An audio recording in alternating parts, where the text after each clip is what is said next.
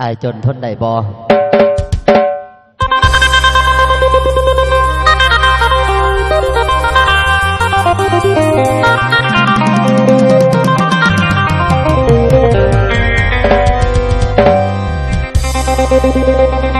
ลาพี่ดังจนสายคนไทยถามเพื่อนเด้อหัวใจเพื่อทนได้กับไอ้บ่ลาบีเพียงใจอ้ายติดต่อ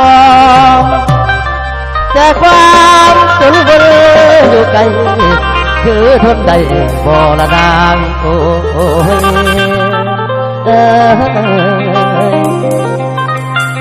และหนทางอุปสรรคยังอยู่ข้าง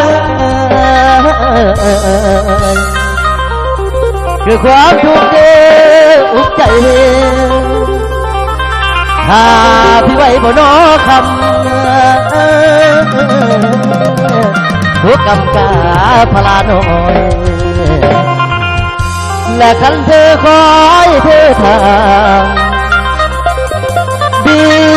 ผมหน้าอายเพราะวันจะสู้เพื่อพันคอยและเจ้าเสียงเธอเบาว่าเสียรอขอฟังคำโอ้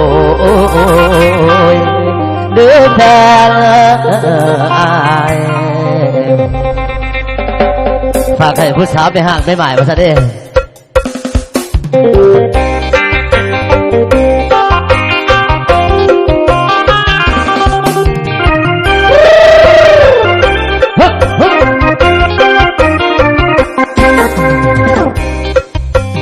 ขอถามเจ้าเรื่องพระเขาเกิดเผยความในจะถามหัวใจได้จนเจ้าทนได้บ่คืออุปสรรคของความรักคำเดียวว่ารอ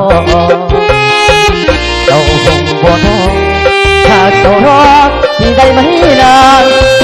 ทุกอย่างเป็นหนทางจนวุ่นวายเธอทนได้ไหมถามหัวใจตัวเองไม่น้อถ้าสิ้นจากฟ้าเธอที่รักคำเดียวว่ารอเจ้าคงบ่ท้อหากเจ้ารอแต่ขอสู้เพื่อนางถ้าเหลือกวงเดี๋ยวเธอหน้าอยากทิ้งนักความทุกข์บ่ดีเธอขึ้นมาตามลง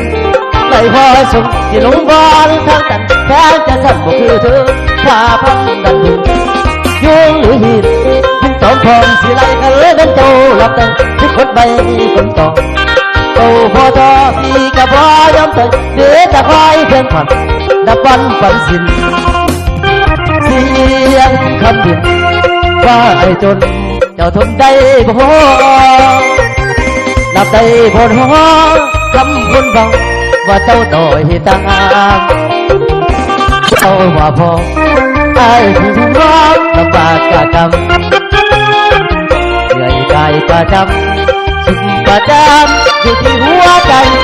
แฟนของไอ้จากผู้เลี้ยหัวใจกับเธอได้หรือบ่ฉันนั้นเจ้าบ่ทอที่ยอมสู่ทุกทางสามเจ้าบางทนได้บ่ขอบุกสุขอยู่ในหัวเจ้ารับไว้